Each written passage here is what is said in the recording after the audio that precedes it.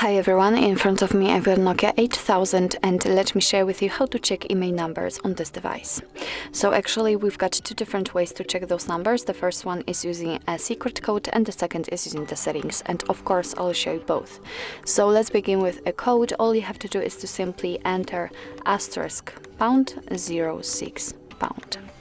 And as you can see by this code, we are provided with both IMEI numbers of this device.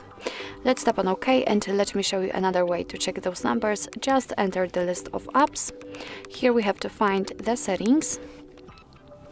Now let's go to the right until you'll see the device section and enter device information. Now we have to go down and tap on more information, and let's go down, and as you can see here we've got both IMEI numbers for both SIM slots. So actually this is it. This is how to check IMEI numbers in your Nokia 8000. Thank you so much for watching. I hope that this video was helpful, and if it was, please hit the subscribe button.